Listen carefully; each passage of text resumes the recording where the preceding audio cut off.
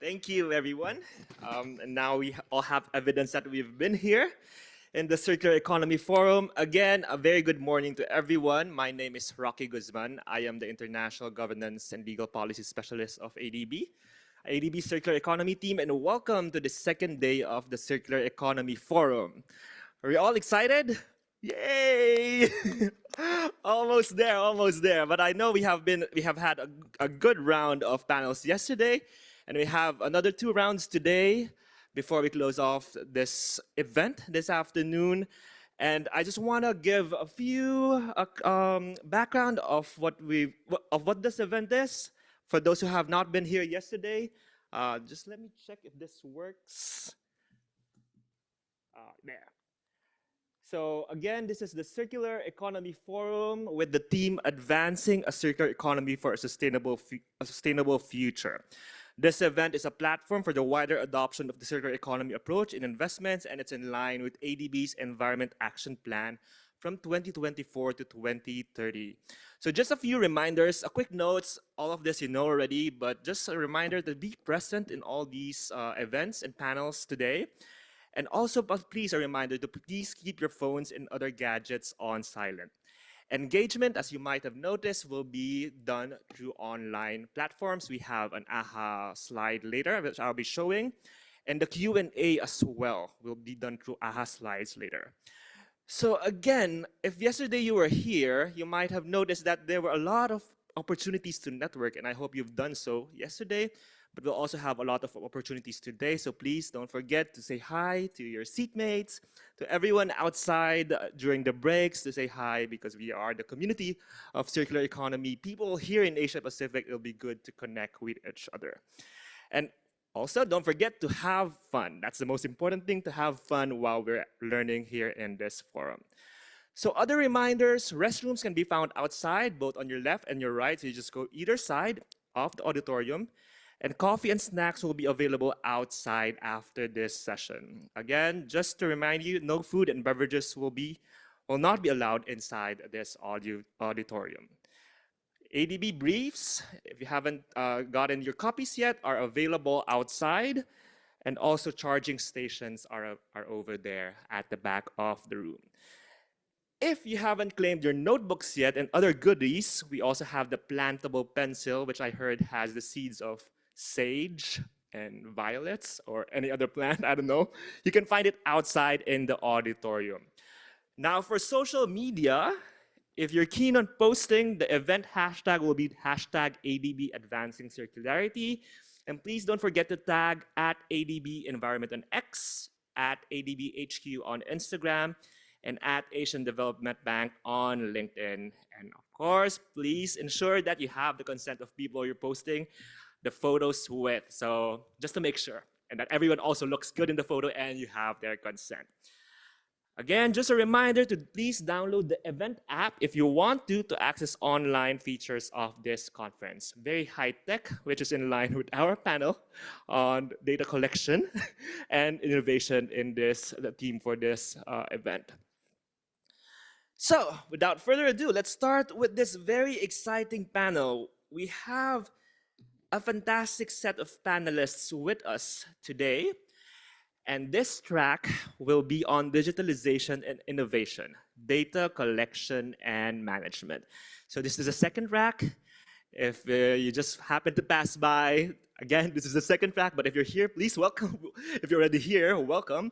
So this session presents challenges and successes of collecting and managing data through case studies, which we'll learn a lot from, and how data can be used to inform circular economy strategies, be it on decision-making, policies, monitoring, evaluation, and all those things.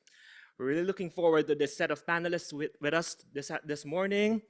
And before we proceed with the formal presentations, I just want to get a temperature check from everyone in this room and showing the platform that we have on the Q&A. So if you could please scan the QR code and put in your questions, or is this a? It's a poll actually. Let me just check. There's a poll that will come out of your phones, and the question, the very important question for today, is we want to know on the scale of your well being of greatness, which animal do you relate to the most? So for today, or as a person, do you relate to being a whale? Do you feel like you can do great things? You can meet great people today? Are you feeling like a shark, restless from all the information that you've been soaking from? Or a turtle, just chilling, keeping calm throughout this forum? Or a pufferfish, feeling deflated? Hope not. It's still early in the morning. All right. It seems that a lot of people, or wow, it's a good mix. A lot of people are feeling like a whale, feeling like they can do great things, and also feeling chill. So I think that's a good combination. So those who are feeling restless or feeling deflated, don't worry. You have yeah. We'll make sure that you won't feel that way after this session. Okay, now on to the second question. Since this is a session on data collection and monitoring, we'd like to get a feel of what you think is the biggest opportunity for effective data collection. This may be quite important, especially for some of your lines of work. A lot of you might be scientists and policymakers, decision makers from governments and the private sector. So we'd like to know, what do you think are the opportunities for data collection that you'd like to learn from and you'd like to discuss also with our panelists later? Okay, so some answers coming in. Connection, circularity, of course, granularity. I think we'll have opportunities to discuss that later. Access to technology, which is quite important, really, and has been a recurring theme in this forum. There's quite a lot of digital innovation happening and have been presented. Define solutions and strategies. Okay. Methodology, I think, is very important to discuss. And I know that there have been a number of methodologies that have been going around that are important to measure plastic pollution and other data points. Useful data for analysis, open access software, again, related to methodology and the platforms, data-driven action. No, it's not touchscreen. Okay. Wow, high tech. It's touchscreen. All right, we have a lot of interest coming in, and hopefully we'll try to cover most of all these concerns and opportunities and things that you want to learn and know about through our panel this morning. And again, for the Q&A later, you can just stick on your platform, the Q&A for the AHA slides, and you can put your questions anytime during the panel, and we'll get back to it later in the Q&A session after the panel. So, all right, are you guys ready for the second track? Let me make the introductions, which I forgot. Just a second.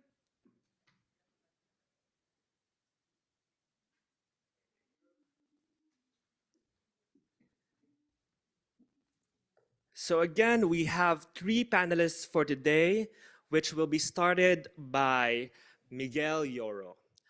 So Miguel is the lead business development, sustainability, and product innovation at Restore Solutions PH. He's a former researcher and material scientist and specializes on the valorization of polymers and elastomers. Miguel's previous work focuses on the use of waste tires byproducts in different applications. And now he spearheads initiatives to drive plastic waste collection and diversion through partnerships with key brands and institutions. Miguel, we're very pleased to have you and welcome. You have the floor, please. Thank you, Miguel.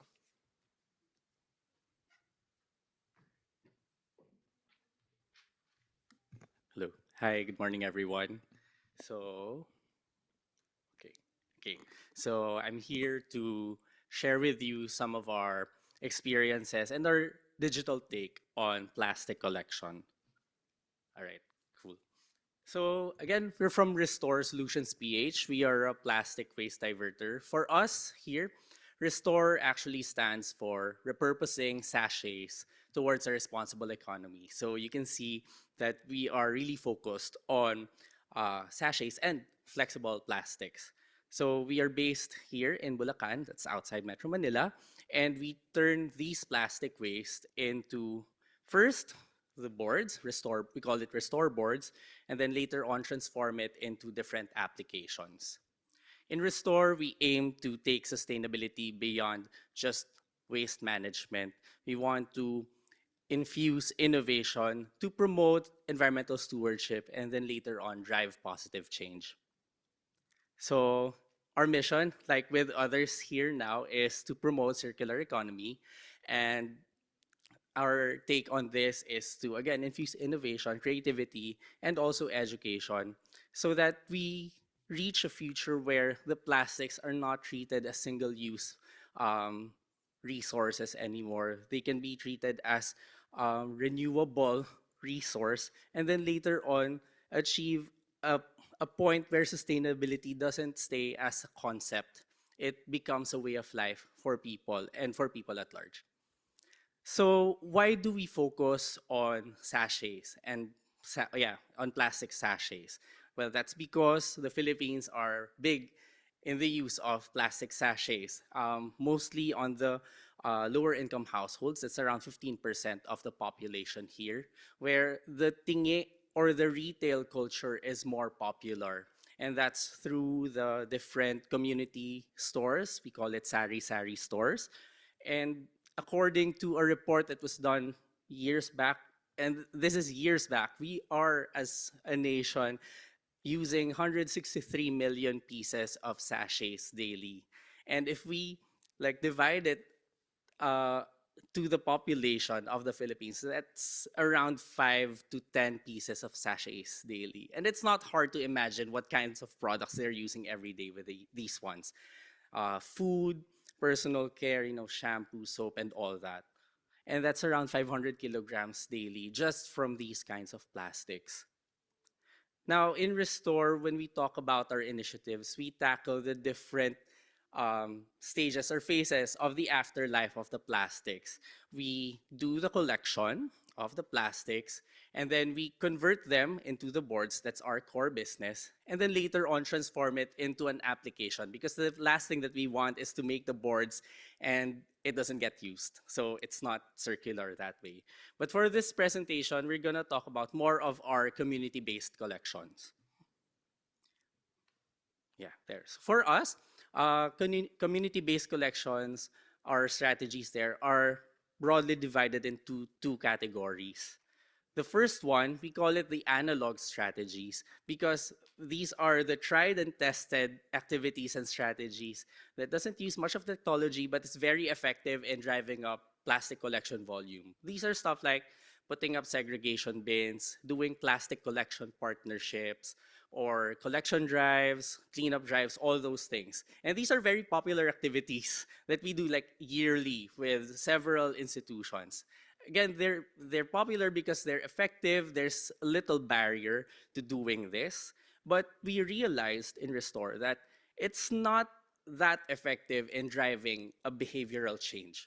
We often encounter, or we often talk to our partners or our prospective partners, and they talk about putting segregation bins here and there.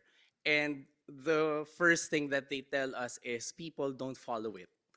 So us as a waste diverter, we have an emphasis on not just segregating the plastics, but we also need the plastics to be cleaned and dried. And with us introducing a new concept of an upcyclable material, because the Philippines is not used to thinking of plastics as upcyclable or recyclable. So uh, it would be harder to bring people to thinking that they have to put the plastics on properly and on one location so that it can be accumulated and donated for upcycling. So our solution there is to infuse more, to infuse technology, modernity in the plastic collection, and that is through what we call our smart e-collection bins. So this is a reverse vending machine concept that's localized for sachets here in the Philippines. So there are implementations out there that's for bottles, but since the Philippines has more sachets or using more sachets, we localize it in this manner. So it allows users to have their own account. For each deposit of sachets that they make, they get points out of it, and they can use those points for incentives and rewards later on. On the other end, in the hardware part, we're able to detect not just every piece, but what kind of or what kind of product comes in the system. So it has a sensor-based mechanism that allows us to detect the actual SKU, and that can then be integrated with some incentive programs or rewards with the help of brand owners or brand partners. So again, the core features of the SEB would be, again, the incentivization part. But not just that, this allows us also to infuse gamification and data monitoring in the plastic collection.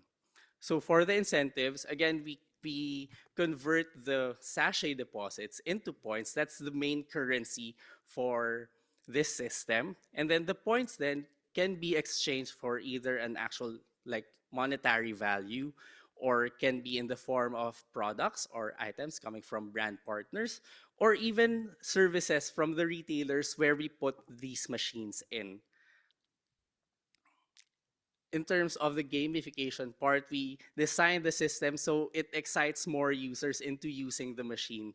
Again, the purpose of this digital take is really to excite them into putting away their plastics properly. So we um, we made sure that the transactions are posted real time. It allows the user to see it real time, updated performance statuses, and then the crediting of the points also, which allows them to see their standing amongst their community. And we also offer like digital badges to give them a sense of accomplishment for each activity that they do with the system. Can be in the form of points or the logins that they do in the system or yeah, etc.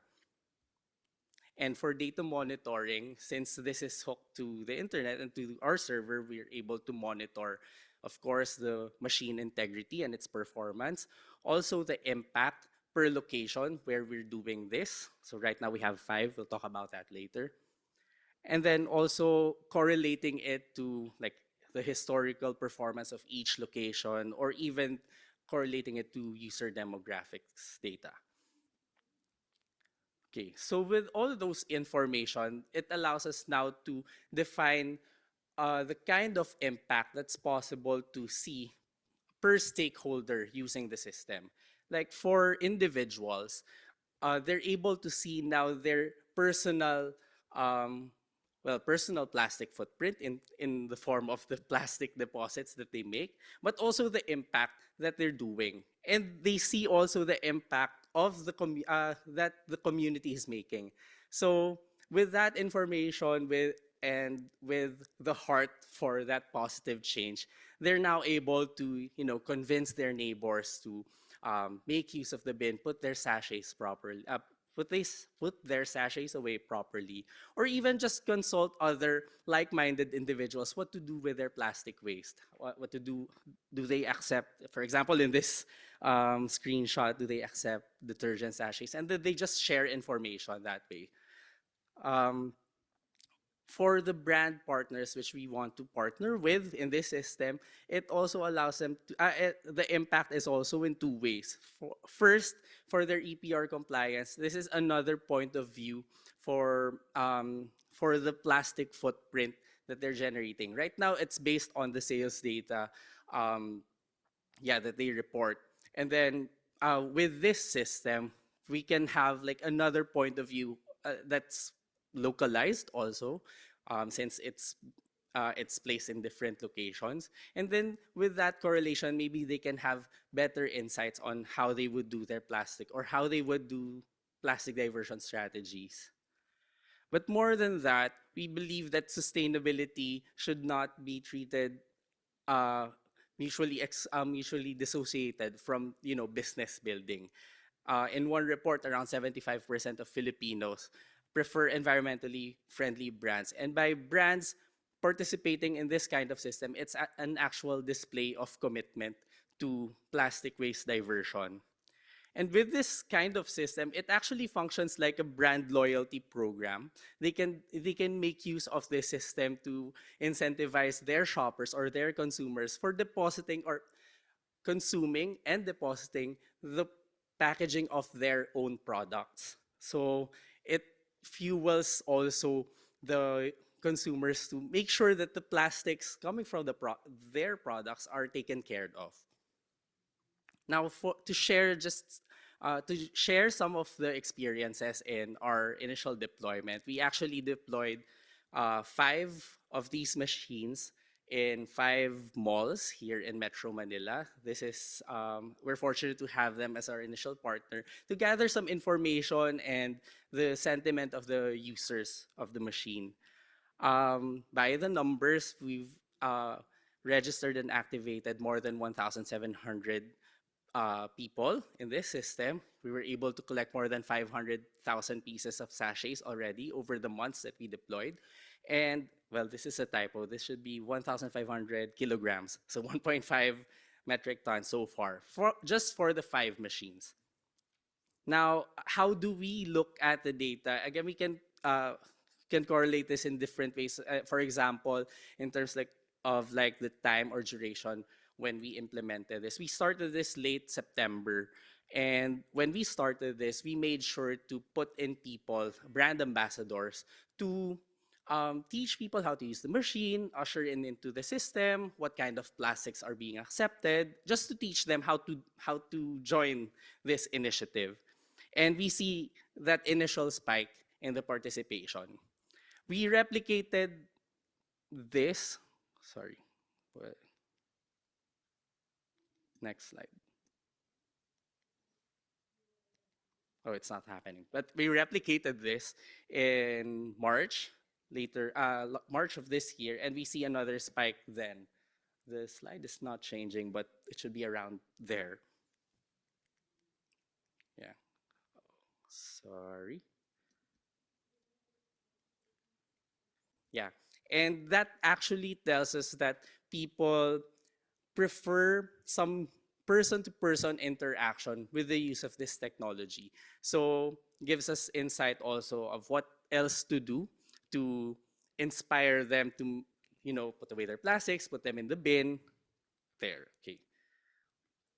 Yeah. So what we're thinking now is to develop more the online community that we've started so that the people themselves will be the ones encouraging each other into, doing the habit.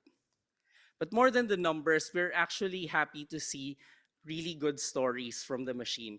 To start with, we are collecting just multi-layer plastics from the bin. So it's also already a form of segregation that is in practice. And aside from segregation, cleaning and drying, we see stories of people actually doing the collections around the properties where the bins are. We hear that tenants or the nearby residents would be going to the stores, the sari-sari stores, asking for the sachets only because they don't want to lose their standing in the leaderboard. So the gamification actually works. It excites them, and it's not the young people who's doing this. It's actually more of the adults, even the senior ones, who are doing this. So gamification is not just for kids, I guess. But we encountered challenges, of course. For example, in one of the locations where we put this in, because of the large participation, we now hear feedback that the bin is always full. So that tells us that the design is a little bit short-sighted that way, but it allows us also to make improvements with it. So actually, we have a demo there in our booth outside. So later you can also visit the bin. The bin was already enlarged so that it can accept more sachets. It also tells us that we have to improve the sachet collection mechanism so that we avoid the clogging that's encountered previously. Internet connection is sometimes spotty here in the Philippines, and our machine is prone to those risks as well. So some users would encounter delays in data posting and missing transactions and all that. So we also um, apply some, backup for that. And in terms of user adoption, a lot of Filipinos are still, not as tech savvy. So sometimes they mistake this for um, parking payment machines and all those things. So there's some communication that has to happen, or we have to intensify some of our communications. Okay. And then some stories. I won't read the actual quote anymore, but it's another story from one user where, in just like a matter of months of deploying, he became a de facto waste picker already. So whenever he sees these plastic sachets lying around in the community, he picks them up, cleans them, and then brings them to the bin just because of the points. And that's actually yeah, this because of the points. And then how it relates to our analog strategies. Um, Again, we see this as a supplement, and we are now actually getting even cold calls just because they're interested in knowing more about us and what we do. Sometimes they're interested in the bin. Sometimes we get partnerships through the bin, but for another initiative. Yeah. So right now we're only in NCR in Metro Manila, but we hope to scale this up to like more than 2,000 machines as ubiquitous as ATMs. So we want to bring this closer to where the plastics are produced in the households and the communities.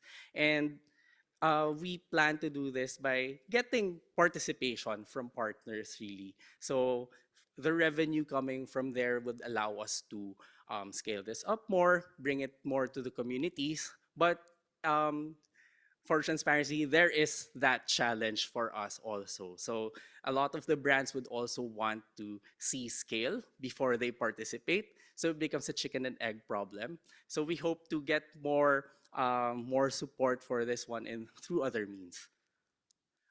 Just to show what impact it can do right now.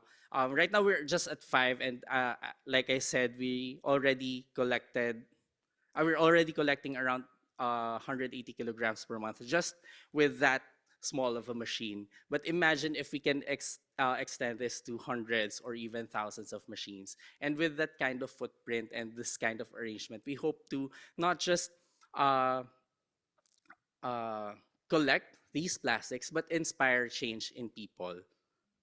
So to summarize, for us in Restore, we think that digitalization and technology are catalysts for an accelerated consciousness. And this is very important for Filipinos now, especially we're introducing a new concept for them. So hopefully this propels us towards better management of our plastic waste. So that's it. Thank you so much.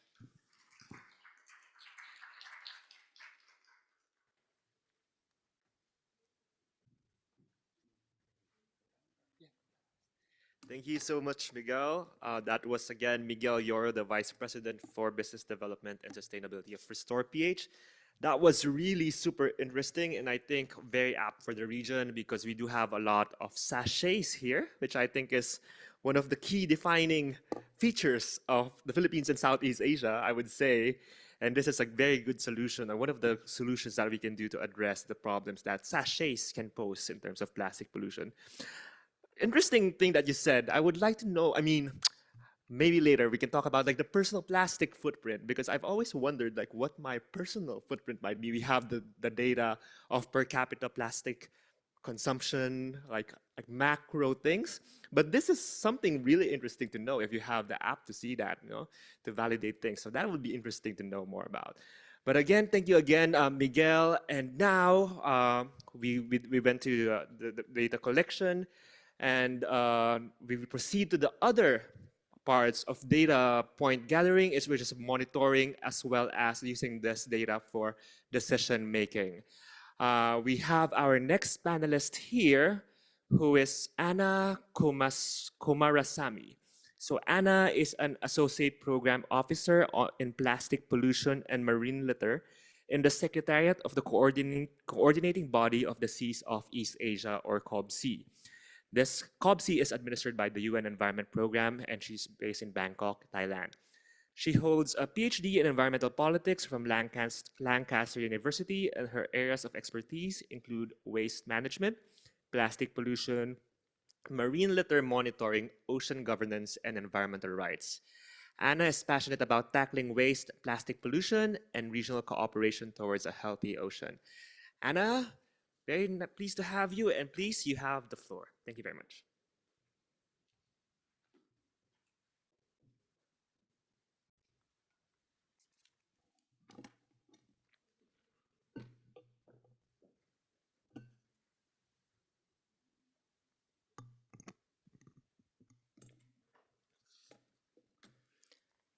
Good morning, everyone.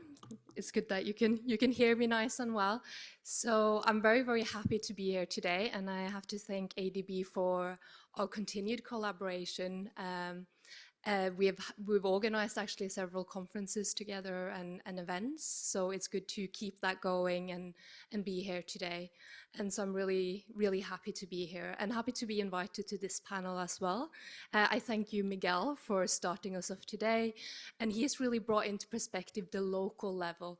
And now I'll bring you back to the regional level, and we'll discuss validation and marine litter monitoring. So I would like you to put your hands up if you've ever worked with data in general to work on any sort of action or policies or on the ground activities. So hands up if you've done that. Miguel, you should put your hand up. Okay, who has done anything on marine litter monitoring? Super, I'm very excited to have a range of people here today to discuss this issue.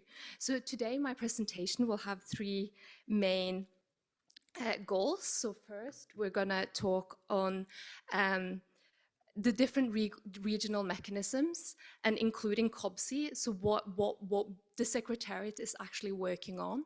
The second part is looking at the process of validation within the region. So looking at the different steps that are needed, so including developing guidance, developing capacity building to expand on those guidances, then doing marine litter monitoring activities, and then finally developing a regional assessment and then getting it validating from the country. So looking at all of these steps. Finally, we'll look at the results from a particular assessment that has taken place over the last few years. And then we'll look at policies that we can use to implement such actions. So I really like this slide, and we usually show this, and it just shows the overlap of regional and marine litter frameworks in the East Asian Seas region. So you have COBSEA there with the Regional Action Plan for Marine Litter, the RAP Mali. You have ASEAN, the Regional Action Plan for Combating Marine Debris, and you also have the roadmap on marine debris, so the APEC. So we know that there are various systems in place, and I'd really like to show this slide just to show that we're not alone within this system. And there's also so many actors working on these things within this region who are not intergovernmental mechanisms. So I specifically work for the coordinating body of the Seas of East Asia, which is administered by UNEP. So it's a part of 18 regional seas. So it's one of them. 7 of them are administered by UNEP. The aim of COBSEA as an intergovernmental mechanism is to sustainably develop and protect the marine environment in the East Asian Seas region.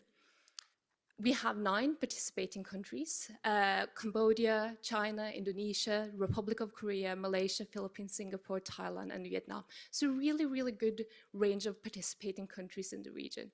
We're also hosted by Thailand, and we're based in Bangkok. We also work on 3 main areas within the Secretariat. So that is marine and coastal ecosystems, marine pollution, which includes the marine litter part, but also a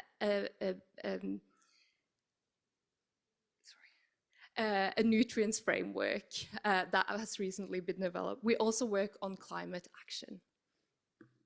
Now, to go a little bit more into detail when it comes to the Regional Action Plan for Marine Litter, it has 4 main actions. The first one is to prevent and reduce marine litter from land-based sources. The second one regards sea-based sources. Then we have the third action, which really is what we're talking about today, which is monitoring and assessment. And then finally, we have creating and enabling conditions. And in that vein, we also have a knowledge sharing event, which is held in Bangkok every year, which is called the Sea of Solutions Conference, which will be held from the 15th to the 17th of December this year. So if any of you are interested in participating, please let me know and I'll give you some more details. Now we're getting into the fun things. So really, really looking into the monitoring efforts led by our participating countries in the COB-C region. The aim was to strengthen and harmonize monitoring and assessment for evidence-based action.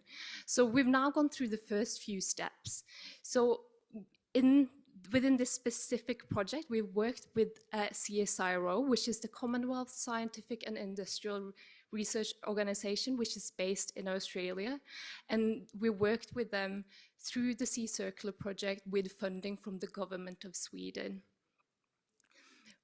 The first step within this part was to develop regional guidance on harmonized national marine litter monitoring programs. So this was adopted at the 25th Intergovernmental Meeting in 2021, and an expert group was also developed. The aim here was to collect best practices and global standards in one place for the East Asian Seas region. So by that point, we have the development of the guidance. Now, the next step was to look at how we can build capacity based on those guidances. So training modules were developed by CSIRO, including a series of videos and handbooks, and training modules are also being developed on data analysis. So really looking at every step along the way. So we had a first regional training in Phuket in Thailand in 2022, and then we followed up with that with several national training in Cambodia, Malaysia, Philippines, Thailand, and Vietnam between 2022 and 2024. So ensuring that people knew how to do marine litter monitoring. We also did a series of trainings on data analysis, so countries could really understand their own data and use their own data in a good way. So I just want to, so it says the CSIRO approach, so the slides, I don't, something's happened there, but I think I want to go a little bit into the approach, just to share what the CSIRO method is. So it really looks into so it's a method on how to do marine litter monitoring. So it looks at randomized sampling. So you have a tool where you get random sites. Then you have 3 to 6 transects being done per site. And then you record this via an ODK app, which is an app that is used to gain the data, essentially. I don't know, for you who've done field work, you're there with a piece of paper and you're trying to write down and it's windy or it's raining or you're stabbing the paper with your pen and all of these things. So having an app is really, really good. And just to bring this a little bit more into context. So you have 4 kind of main areas for data collection. So you have inland, where you will have transects either 2 meters times 12.5, and you have 2 people doing the survey together, or you have 1 person doing 1 transect, which is 1 times 25 meters. In the river, you do it from the river or in the coast, you do it from the coast, and then all the way up to the bank, and then an additional 2 meters. And like, as many of you know, when you visited the fantastic beaches here in the region, some of the beaches are quite long. So some of the transects were actually over 100 meters.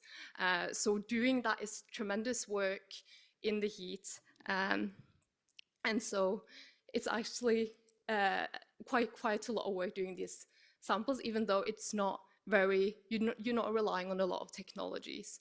You also have trawl samples, which is done by having a trawl net on the side of the boat, and then you do the different trawl samples with the net. Now we come to the kind of the results of doing all of these marine litter monitoring exercises. We've done the training, we've done the actual marine litter monitoring, and the outcome of all of these were 1,474 transects in total within the region. So quite a few. So 540 inland, 430 in riverbanks, 369 in coastlines, and 135 trawl samples. Service was done in Cambodia, Malaysia, Philippines, Thailand, and Vietnam, as I mentioned before. And what we were able to create is a first of its kind harmonized on the ground regional assessment using on the ground data, which we're very, very proud of having been a part of. And this is all a result of collaboration and coordination between participating countries. Now, I really like this map because it shows 5 regions in 5 countries. But as you can see, there is still a lot of areas that are remaining and a lot of areas that needs to be surveyed. But I like this because it shows that we are on our way. One of the main findings was that the breeze were highest by the coast. There were 2 exceptions to this. So first of all was the Philippines. And CSIRO suggested that this was because of currents, meaning that the breeze were carried away by the currents as opposed to pushed on land. So that is one of their theories. And the other one was Vietnam, where surveys were done partially in mangrove forests, meaning that it's difficult to collect accurate data. We also found that more debris was found in sand as opposed to vegetated areas, and that more debris was also found in build-up areas with roads, residents, and so on. So really, really confirming a lot of the things that we know before, but really, really important data. Now I want to go a little bit more into the 6 top items. So we have whole items and we have fragmented items. So for the whole items, so there is actually more data on the countries, but I'm going to focus more on the region here, and then you can have a look at the report yourself. So for the whole items, the main litter item was food wrappers. This was highest in inland sites and by rivers, but by the coast, we found that there is more bottles, bottle caps, really floatable items. They were predominant on the coast. We also found cigarette butts, mostly inland and by the river. And so really a range of items. For fragmented items, polystyrene was the most found items. We also found brick and cement, particularly in river and inland areas. We also found string and ribbon, which was quite common along the coast again. So we have all of this data, and so we have a series of recommendations that we can build from this, including the use of education and behavior change. So this will reduce single-use plastic, for example, wrappers and bottles and so on. We also have the access to clean water, which could reduce the amount of plastic water bottles. Another suggestion is to have river cleanups and waste captures by rivers. And we also have a suggestion of targeted cleanups along the beach and targeted bins along this side. But then we have a problem. What happens when a project ends? I think we've all been there, right? A project ends, and then we have to move forward and use this data in some sort of way. And we're very lucky to have the Mara Design Project to be able to use this as a catalyst forward. So here we work with GIZ and WWF.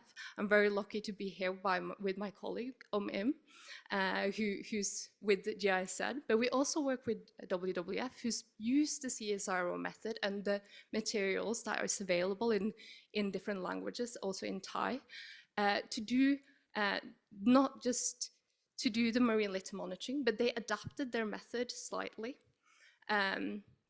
to also be able to do beach cleanups, because that is one of WWF's aims. We also have worked with WWF on school projects in order to then use the information we have and then try and push forward behavior change through school projects and understanding that further. So I think I will leave it there. I'm very, very grateful for any questions, and I really hope that this was useful to all. If you, yeah, I look forward to hearing any of your questions. Over to you, Rocky. Thank you.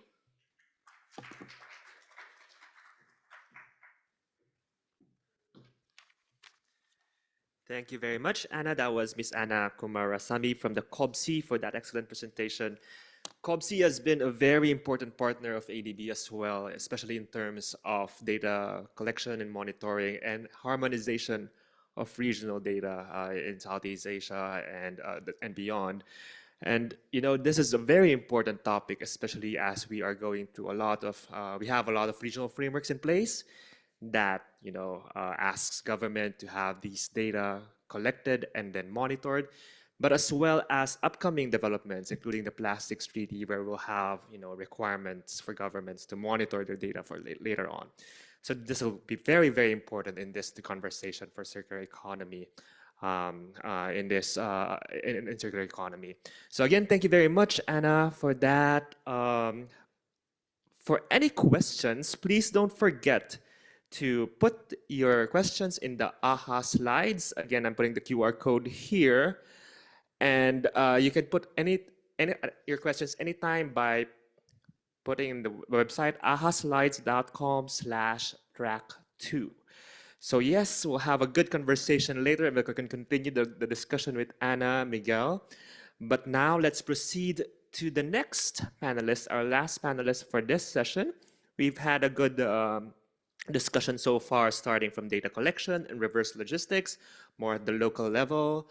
And then we had a discussion on the regional frameworks through COBC's work.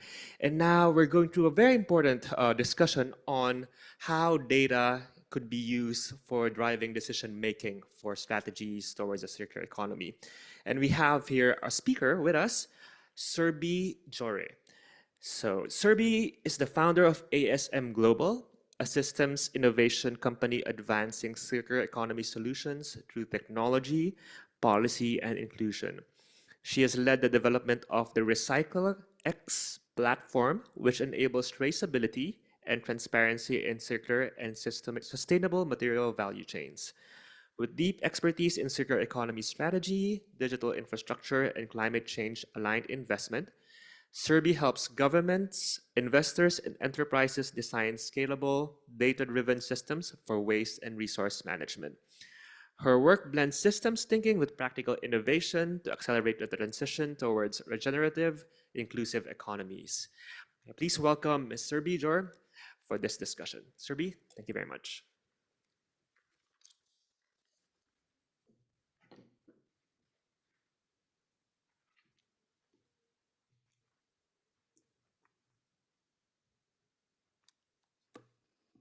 Thank you.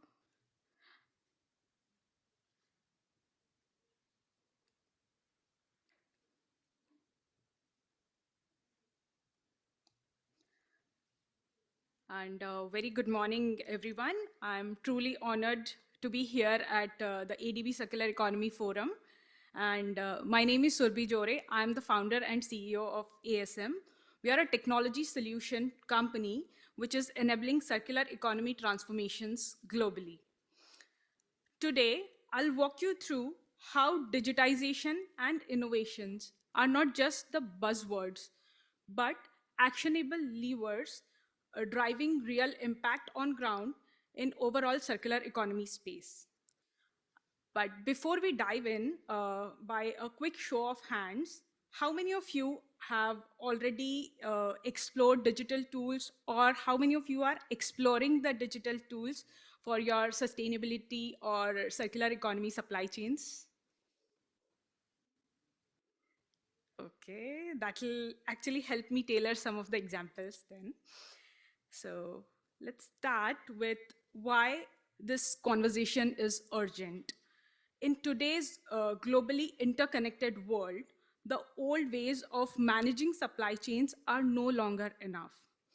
Transparency is no longer optional, but it's a survival requirement. Whether it is plastic, electronic waste, electric battery material, or even textile, the question is same. Where did these materials come from? And where are they going? Or who are handling these materials throughout the value chain? But unfortunately, the traditional supply chains, they often lose the track of these material flow after first few tiers. And this is such a missed opportunity because not just for circularity, but it creates those blind spots. It doesn't support the trust that we put in the brands in the supply chain. So our digital solution, Inclusive, is designed to close these gaps. But before that, let's understand what makes this transparency critical.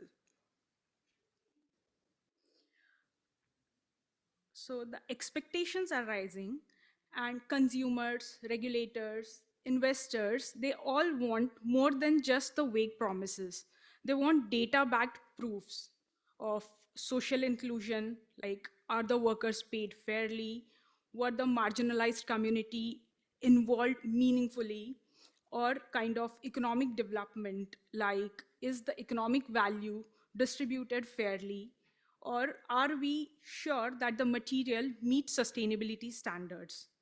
So without a system to verify these, circularity becomes just another marketing term. And at ASM, we believe that material traceability can restore this broken trust. But let's see what the problem actually looks like. If you have seen the products like I'm made of 50% recycled content, or this textile is made of 50 PET bottles, is there any mechanism to prove if you make the claim now, can you prove it that whatever is claimed is right or no? But the irony is in most of the cases, we do not know. We just trust on those claims, but there is no provenance. So let's face this reality. In the real world, there are a lot of manual document keeping, and the data locked are mostly for up to the tier one suppliers. The process is expensive, slow, or the audits are cumbersome. And there is no clarity or to ensure the chain of custody from the material origin till it is finally converted into the new product. Like in mining, in raw material supply chain, or in final assembly, the gaps are real and deep. By the time the end consumers get the products, the data integrity is lost. Even in EV batteries, a sector with highly regulated mechanism, full traceability is rare. This is the exact gap digitization closes.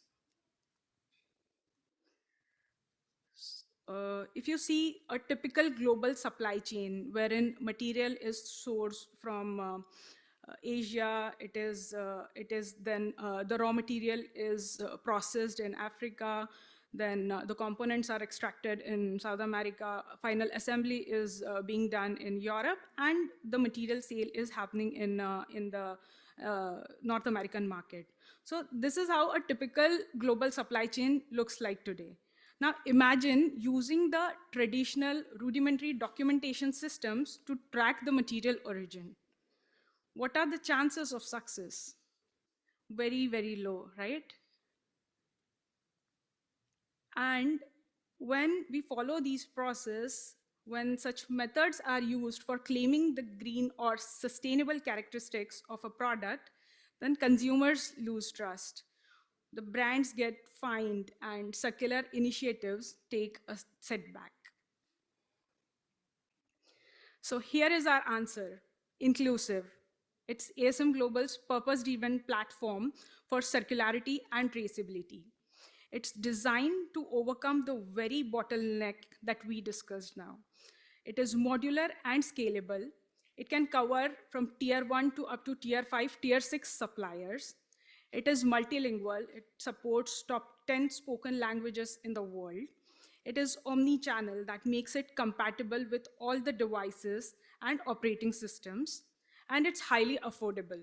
So its pay-per-use pricing to drive adoption make it even more adaptable to the small suppliers.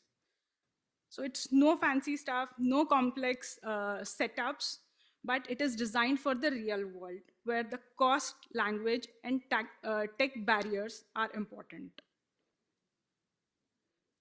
At the heart of inclusive lies the capturing of critical data at every supply chain stage, like what activity happened, when did it occur, where did it take place, who did it, and how was it done.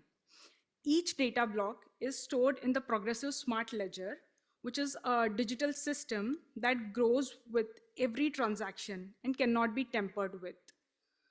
This is not just the record keeping, but this is real-time, verifiable, and auditable data traceability. So how does the system work? The material is tagged in at the origin where the material is coming from. Then mobile app is used to capture all these transactions. And yes, even the field workers can input the data into the system.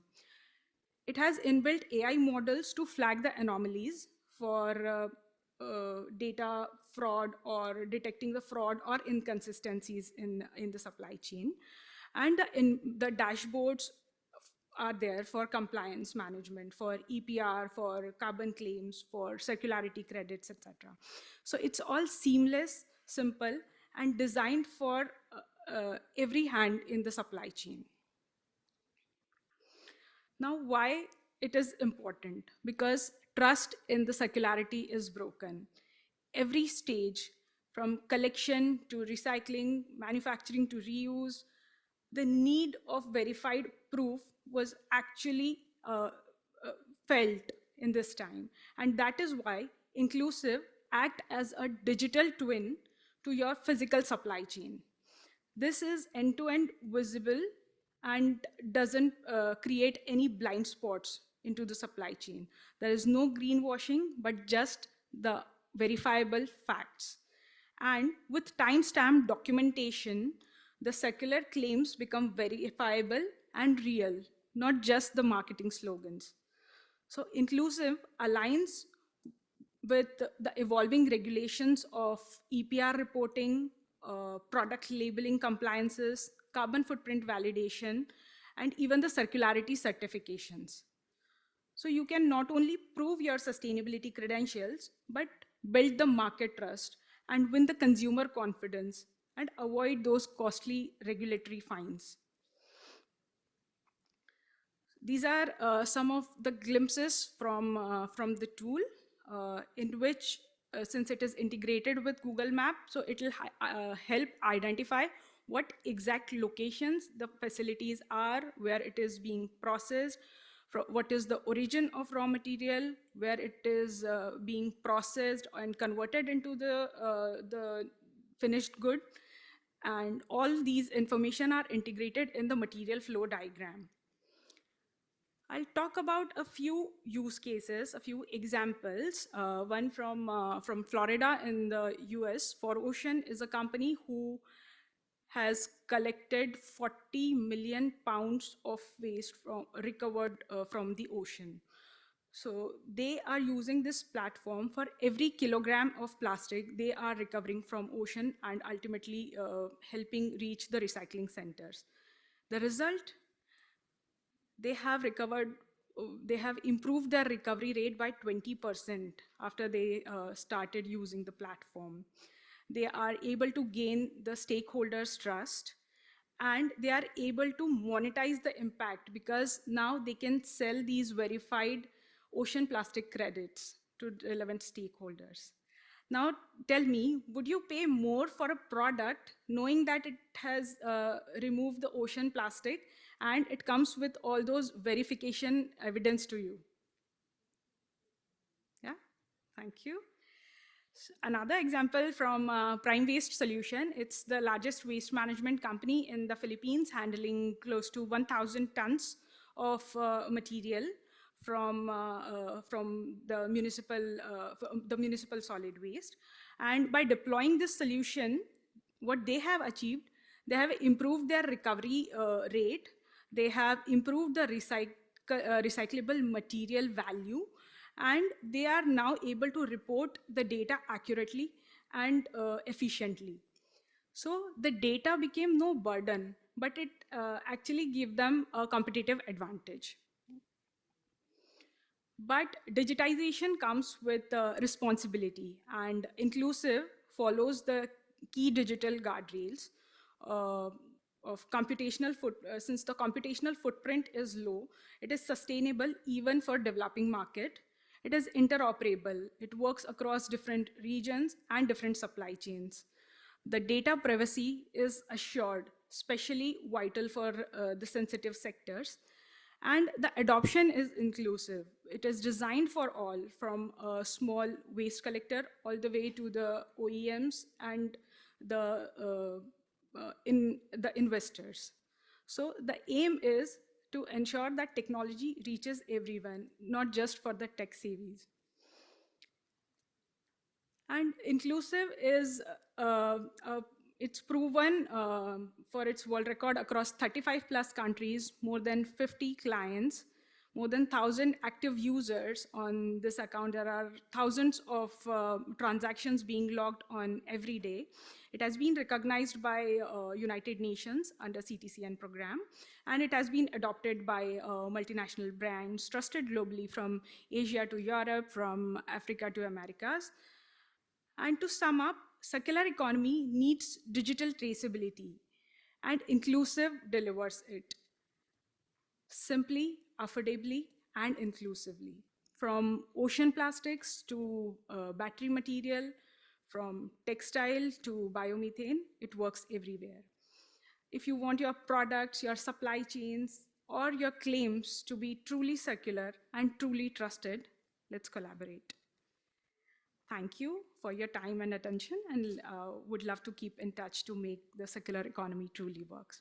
Thank you.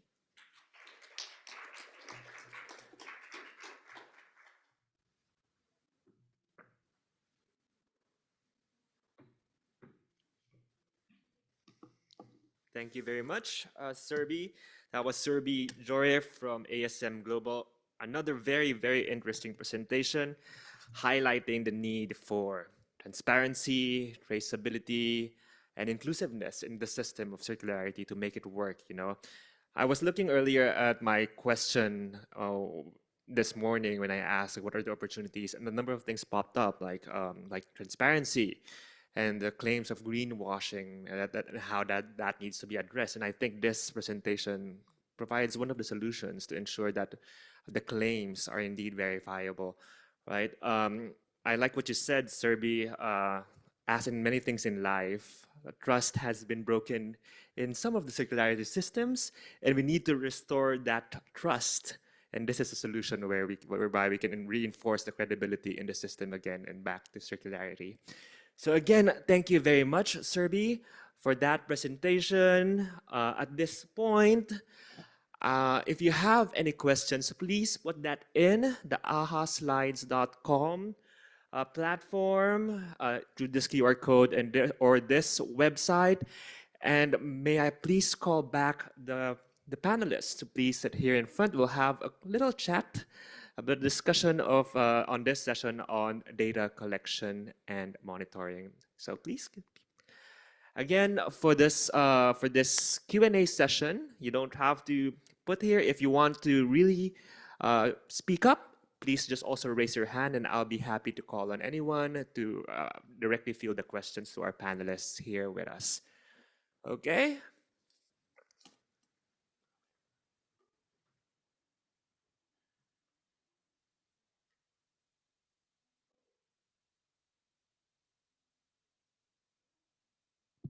All right. Thanks again to the panelists for that for those excellent presentations, and we have a number of questions here from the audience. So let's start first with you, Miguel.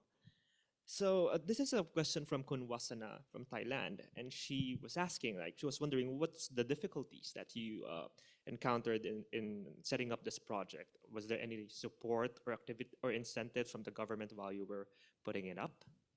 Okay. It was a relatively new initiative here in the Philippines, having reverse vending machines like this. Um, at the start, we weren't able to talk directly to the government to get support from them. So we're hoping with this kind of visibility, actually, we're to get their attention, be more interested in having this in communities. It's another kind of environment where we have yet to test this kind of implementation.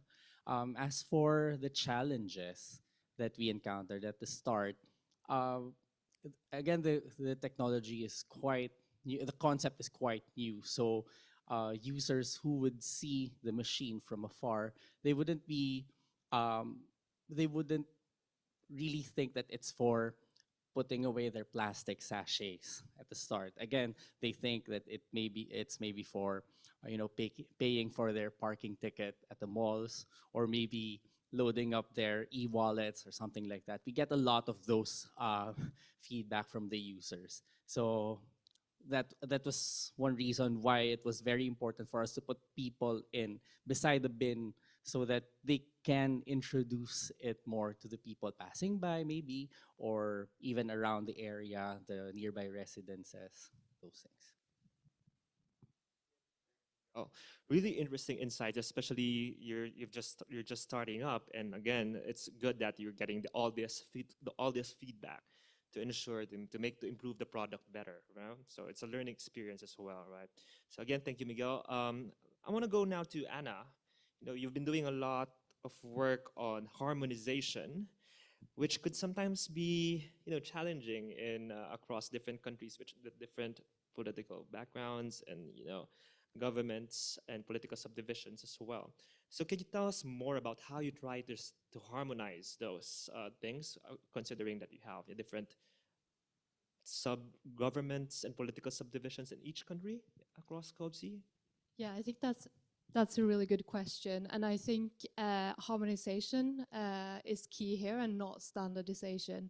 There's 9 participating countries within the COBC region, and they all have different systems and excellent data from before.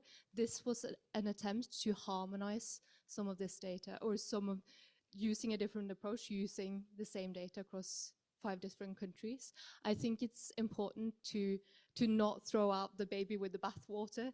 We need to use the data that is already there in addition to the data that we've developed. And I think that's the only way to get a full picture of what is going on in the region and beyond as well. And it's also important to note that you're doing a lot of capacity building activities as well, right?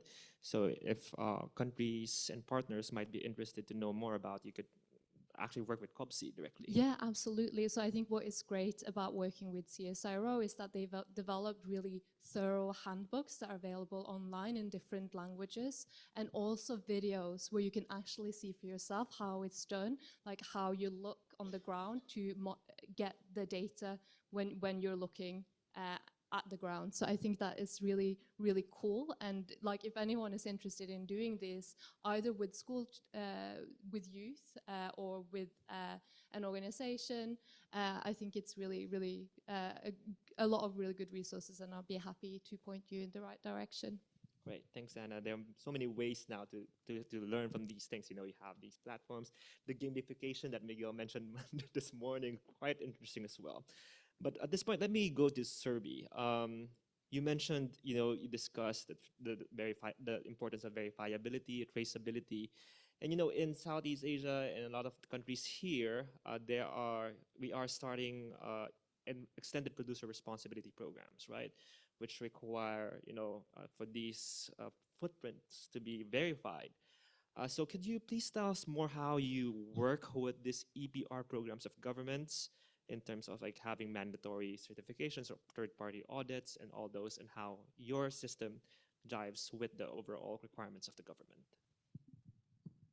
Sure. I'll explain it with an example from here in the Philippines itself, because we when we started working and we came across the regulation back in 2022, we spoke a lot about the EPR readiness of LGUs, EPR readiness of waste diverters of OEs.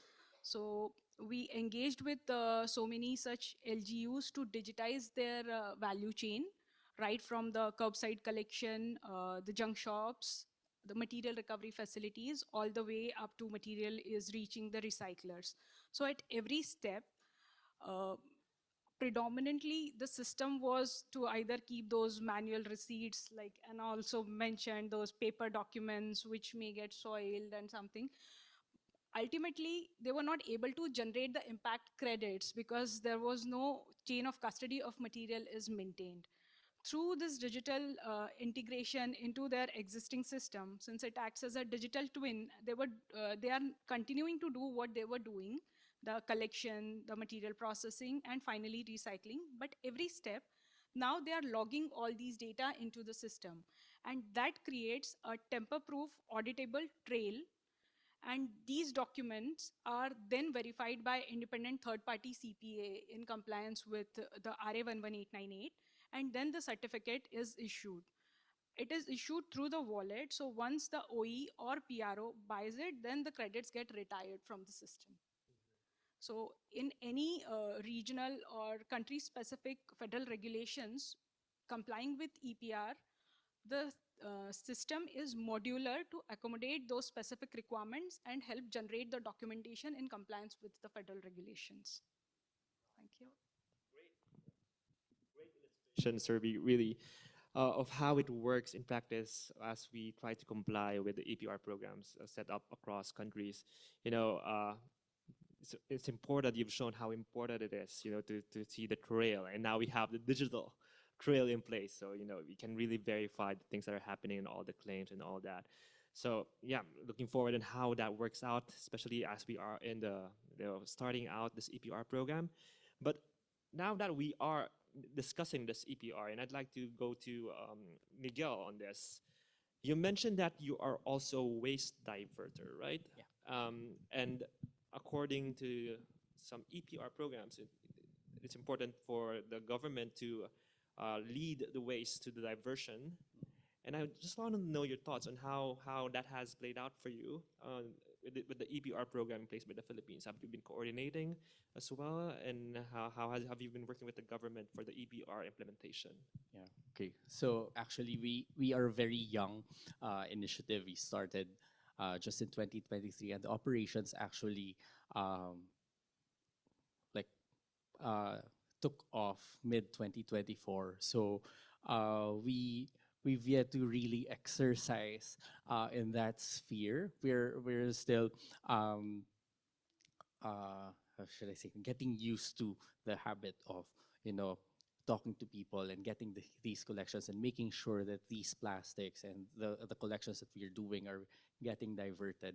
So yeah, we've yet to really exercise in this sphere, and I think we can work with Surba here for that. Yes. Here on the EPR program.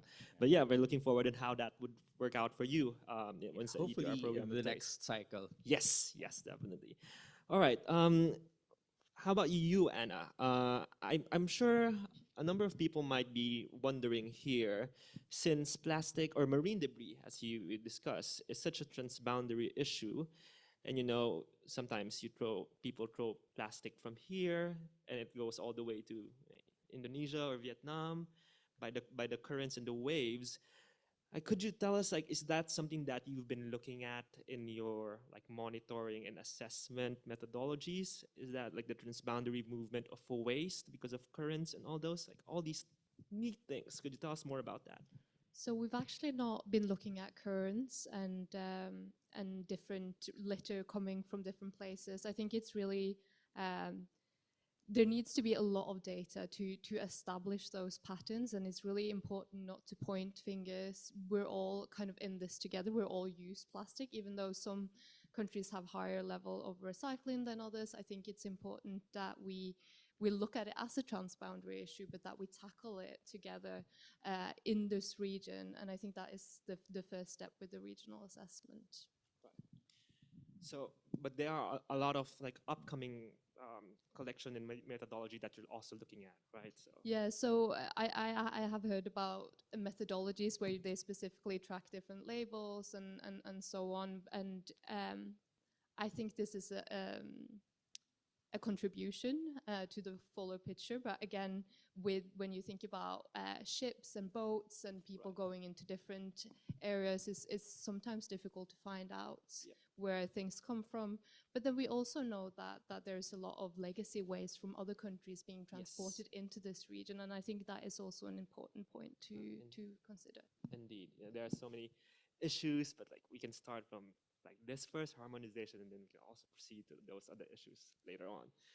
Now we have another number of questions coming in as well, and this is a quite a practical one for Miguel. The query was, what do you do actually with the waste created from from the waste that you collect from the vending machines? Oh, So okay. what happens? So I think I'd take this opportunity to also visit our booth outside. That's where we display not just the machine, but also what we do with the plastic. So we are diverter. We get these flex plastics, and then we shred them and compress them to form boards that are suitable substitutes to particle boards, MDFs, and those things. So what we always say, whatever you can do with these boards, MDFs, plywood, plyboards, you can make do with restore boards. And we've done a lot of different applications, outdoor and indoor furniture, construction materials, well, for finishing materials like flooring, wall cladding, and even some applications with a little bit of social relevance. Like school chairs and tables are needed here in the Philippines, so we make those as well using the boards. We got the designs from the Department of Education. It's actually posted, so it's easy to do. Or even for other applications, maybe we tried doing a hydroponic setup with it. We're just trying it out, the like proof of concept. We haven't really like gone into the specifics of it. So uh, really, whatever you can think of, whatever design you can think of that's making use of boards can be done with these kinds of plastics and then the boards. Right. So you can look at that. You have Yes. you have a booth outside, so you can check that out to see like how it looks like in real life. The vending machines. Yeah, the vending machine is also there. We can try it out. We can demo it for you guys. All right. All right. So thanks, Miguel. Maybe just last round of no one for you, Serbi. There's a question here that the cases, I mean the examples, are still self-claimed by firms using the digital tool. So there's also still an issue of credibility, they might ask, because it's not confirmed or verified by the public. So how do you address that, as it's a self assessment tool, as I understood it, right? Like I previously mentioned, all these information, all these data that is fed into the system, it is verified at every step in the supply chain, either by the supply chain managers or the owner of the supply chain. But also, like in case of credits, I explained, similarly, in the overall supply chains of any material, it is integrated for the independent third-party auditors. And for example, here in Philippines, for EPR, it is CPA auditors. There are projects where the project developers are Vera certified. So those auditors actually log into the system and verify all these information throughout the process supply chain, right from the material origin till as how it is moving into the system. Then there are examples where the impact capitals are kind of our project developers who are invested in specific, for example, the recycling supply chain. Now they are able to verify using their the auditors like Control Union or the SGVs, etc. That whatever is being claimed, it is actually there. It is combined with the field audit as well as all the digital trail and digital audit of the entire supply chain. So at different steps, there is always a maker and a checker. Initially, when the data is logged, and finally, when the credits are being retired, it is ultimately audited by Vera certifiers or the independent auditors, and then it or third-party auditors, and then it is released. All right, thank you, Serbi. That's very important to note, especially in many jurisdictions here, that there are actually third-party audits, and that's a requirement of the law and the policy in place. You know, we have certifications and verifiers, so there's a way to actually confirm if these claims are indeed correct. So thanks for bringing that up. So maybe just one last round of questions from all three of you. Let's start with Miguel. It was interesting that you showed the apps earlier, the gamification. Just wanted to know, like, what has been, you know, your experience on targeting your target markets, like stratification of like the markets in your experience in rolling out this apps, and what can you learn from what can you get from that? What are the insights that you can share? Okay, so interesting that you asked. Actually, that's something that we've been debating in the team. Who do we target in this kind of implementation? At the start, we were thinking of gamification catering more to the younger market. And then that's why our comms at that time, we've been tailoring it to really talk to the younger people. But in our experience, when we deploy this, the reality is the more conscious people, at least in terms of keeping their plastics, are the more older ones, the ones who are managing their homes, the ones who have more time to do it, and they're not as distracted by maybe school or work or those things. And yet we see that the gamification aspect of the system still excites them. So that's why I said a while ago in the presentation that games are not just for the kids or the young people. It can also motivate and stimulate even the more seasoned individuals. So I guess it's one learning that we saw in this kind of implementation, that even if we have like a more hip or a more modern system, it can be applied to various individuals, and that's why it's important to see the actual data that's coming in. That's allowing us also to like redefine our expectations. Like games are not just for kids. You know, adults like to play games too, and do good gamification. You're doing that. So again, thank you, Miguel. And for you, Anna, maybe just for a general sense, can you give us? You know, there was a diagram earlier. There's so many, like it's a Venn diagram of different institutions in the region.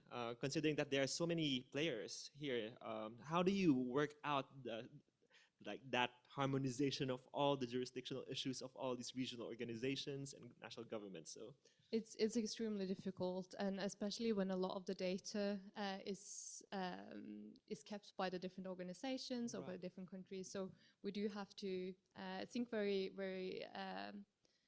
clearly about what the aims are with different activities. I think it's important to take note of what kind of actors are out there and who's doing this type of work. But of course, getting a complete picture of this can be extremely difficult. But I am always pushing to work together, and I know a lot of my colleagues and different organizations are also doing the same. And so I'm actually hoping in the Sea of Solutions to have a roundtable on data monitoring, also to bring people together who are working on these things, so we can actually think about Lego theorizing and putting things together and getting a fuller picture, as opposed to working in our silos, which is, of course, very easy to do.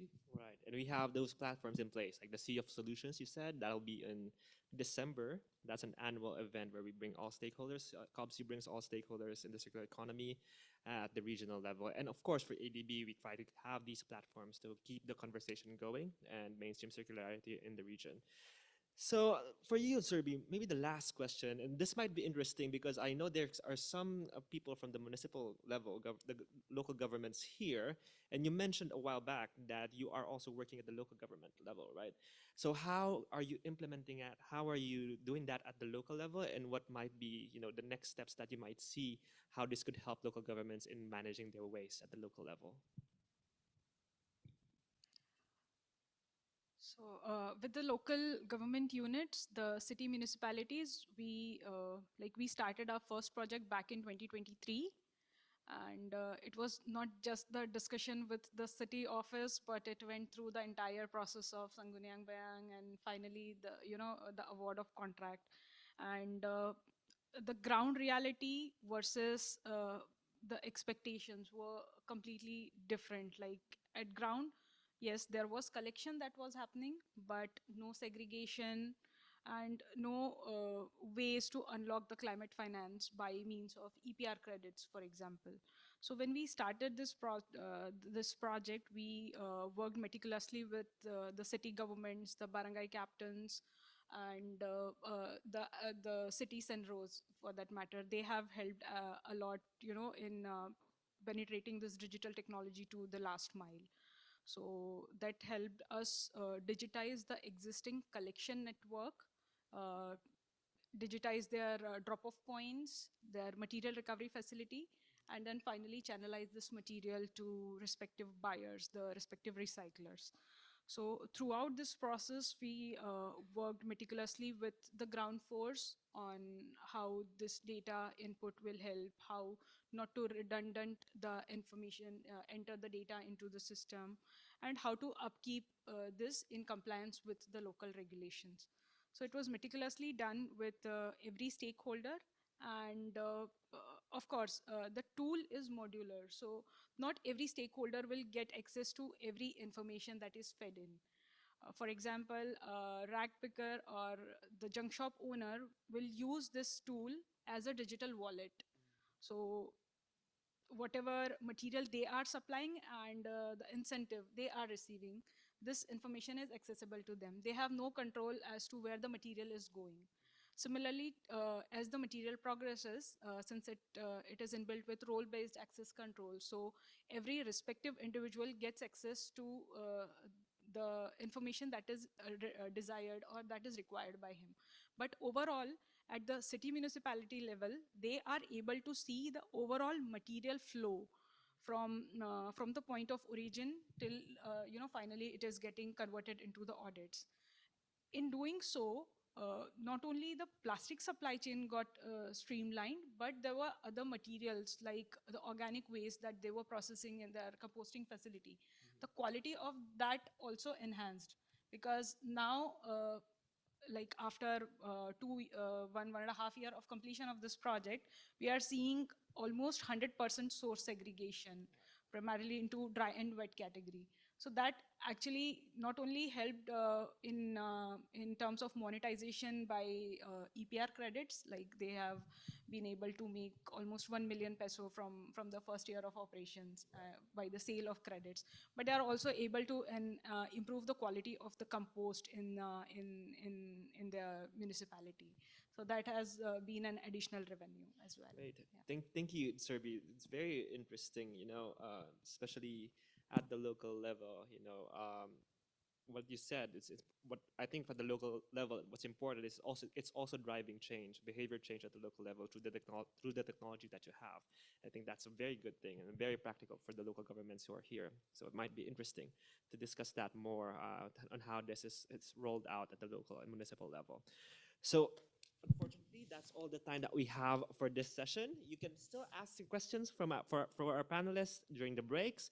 But at this point, I would like to give everyone here, all the panelists, a fantastic panelists, a big round of applause. Thank you very much for your presentations. And I still have a number of announcements, but again, thank you very much. Please, just a few notes before we break for a very important session, which is the break. We have around 30 minutes after this for the break. But before that, we need some of your cooperation on the things that we have to do. So we have the connecting the loop, what do you call it? We're connecting the loop system for this forum, where needs can meet solutions. So you might have heard of this yesterday. Some people here might be needing expertise and resources from other people that some people might offer.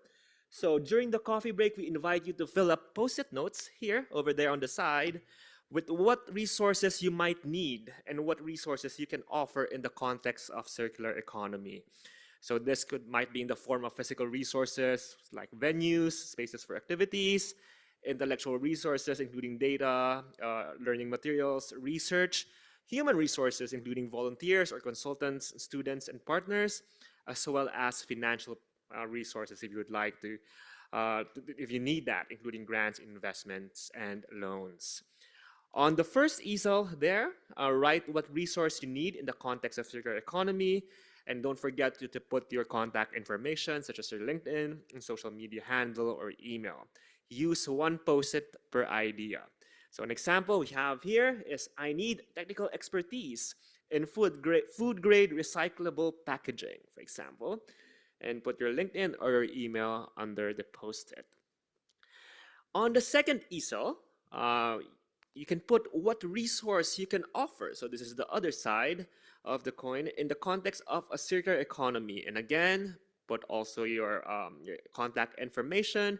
So for example, you can offer, for example, a venue for workshops and events. You can put that there. Or you can offer data or research or information, for EPR, for instance, or whatever you're doing in your line of work here. And don't forget to put your contact details there. So you can do that during the break. And then after, we'll go back and match you with what you need and what some people might offer for this closing the loop segment. So check back to see if you have a match. So before we end and break into and go into a break, we want to hear from you, and this is very important for us to improve this forum and improve our events. So please scan this QR code and please take a few minutes to fill in the post-event feedback form. It will help us tremendously in improving our events, and hopefully we can offer you better events in the next circular economy forum or other events that we might have here in ADB. So again, please don't forget to put this QR code, to scan this QR code and put your feedback. And now we can, after you've done that, we can now break for a short coffee and snacks outside. So again, I'll end here. Thank you very much. Don't forget to fill up the evaluation form. And I'll see you in the next session in, I think, around 30 minutes. So again, thank you very much, everyone, and to all the panelists here. Thank you very much. Bye.